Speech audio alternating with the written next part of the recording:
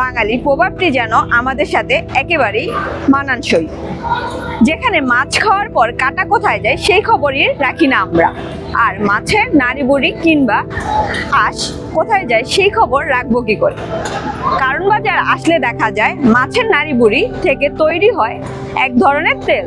সেই তেল দিয়ে কি করা হয় চলুন জেনে আসা যাক।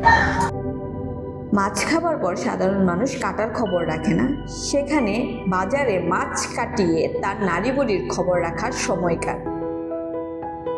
এই তেল বাই করে কেমনি এইটা প্রতিষ্ঠান নিয়ে আমি বেরেন করি, তারপরে শুরু করছি করে আসে জন্য আমি এই লাইনে চলতেছি। আমি মানুষের থেকে কিনে আনি, এই বুড়িগুলো মানুষের থেকে কিনে লই।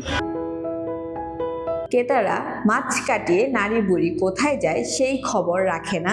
সাধারণত মাছ কাটার পর মাছের নাড়ি বুড়ি ফেলে দেওয়া হয়। এই কতটুকু বুড়ি এসে আমার আর এর বুড়ি এসে এতটুকু কথাটা বলছেন, এখানে জাল দিলে কত 1 কেজি তেল আসবো সর্বমোট 50 টাকা।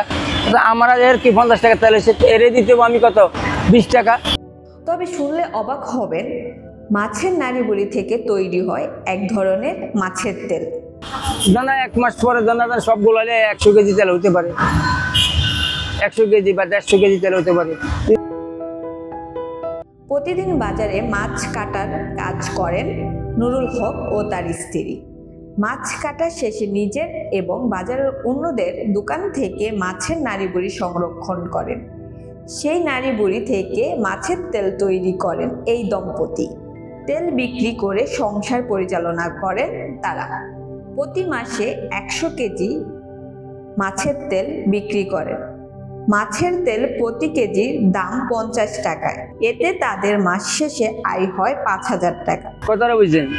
এমন তার জন্য আমি কিছু ওই বাতি টাইমটা ব্যাগের তেল তুল লইয়া দানা জাল দিই কষ্ট করিয়া, আর 2 ঘন্টা লাগে জাল ডাল দিয়া সব লোক চলে যায়, আমি লাস্টে যাইছ যাই এই জাল ডাল দিয়া নিয়ে ভান্ডার দিয়ে থুই।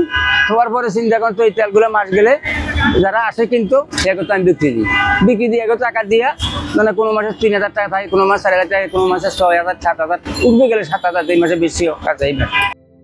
যাদের কাছে তেল বিক্রি করে তারা তেল নিয়ে কি করে সেই বিষয়ে কোনো কিছুই জানেন না নুরুল হক। না বলছে না, সেটা আমি জানি না। শিউলি আক্তার শিলা, ব্রেকিং নিউজ, ঢাকা।